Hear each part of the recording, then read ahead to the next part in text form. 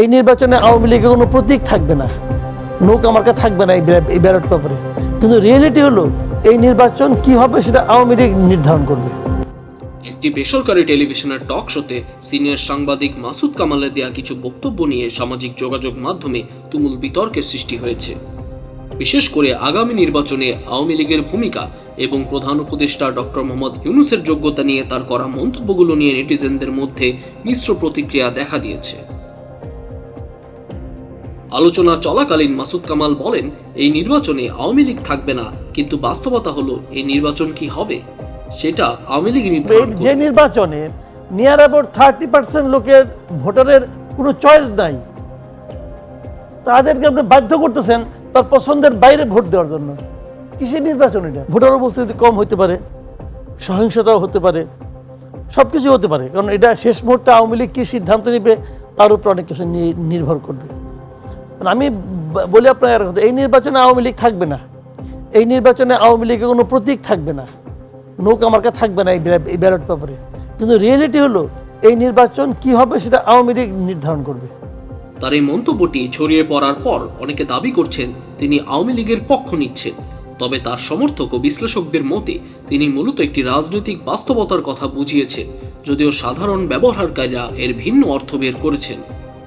উপস্থাপকের এক প্রশ্নের জবাবে মাসুদ কামাল বর্তমান সরকারের উপর জনগণের আস্থার সংকট নিয়ে প্রশ্ন তোলেন। তিনি বলেন, ডক্টর ইউনূসের কথার উপর কেউ আস্থা রাখতে পারছে না। একটি সুষ্ঠু নির্বাচন আয়োজনের সক্ষমতা নিয়ে প্রশ্ন তুলে তিনি আরও বলেন, একটি ভালো নির্বাচন করতে হলে কিছু নমুনা আপনাকে দেখাতে হবে। ওনারা কি তেমন কোনো নমুনা দেখাতে পেরেছেন? এই যে আপনি বললেন, আপনি নিজেও তো বললেন একটা শঙ্কা আছে, দ্বিধা আছে, সংশয় আছে। এই কারণটা কি? কারণ হলো ওনার কথার উপর কেউ আস্থা রাখতে পারে না, চায় না। একটা ভালো নির্বাচন আপনি করতে চান, তার তো কিছু নমুনা আপনাকে দেখাতে হবে। ওনারা কি এমন কোনো নমুনা দেখাতে পেরেছেন? নির্বাচনের বাকি আছে মাত্র আর 1 মাস, ধরেন 10 দিন। বক্তব্যের এক পর্যায়ে ডক্টর ইউনূসকে সরাসরি আক্রমণ করে মাসুদ কামাল বলেন, এই ভদ্রলোক কি ইতিহাস বোঝেন? ডক্টর ইউনূস তো ইতিহাসই বোঝেন না। আর উনি কি নির্বাচন জীবনে করেছেন? উনি কি গণতন্ত্র বোঝেন? শুধু তাই নয়, ডক্টর ইউনূসকে কথার ফেরিওয়ালা হিসেবে সম্বোধন করেন এই জ্যেষ্ঠ সাংবাদিক। সেই বাস্তবতায় আপনি একটা ইতিহাসে সেরা নির্বাচন করবেন, এই ভদ্রলোক ইতিহাস বুঝে? ডক্টর ইউনূস ইতিহাসই বুঝে না, আর নির্বাচন জীবনে করছে কোনোদিন উনি? ওনার যে একটা যে জায়গায় উনি চাকরি করতো, চাকরি মানে যেটা উনি বানাইছিলেন নাকি গ্রামীণ ব্যাংক, ওখানে মিনিমাম গণতন্ত্র কখনো ছিল? সে কি করবে? সে গণতন্ত্র বুঝে? যা ইচ্ছা হয় তাই করে, কি বুঝে না বুঝে আল্লাহ জানে একমাত্র। কাজে সে বলতেছে ইতিহাসে শ্রেষ্ঠ নির্বাচন দেব।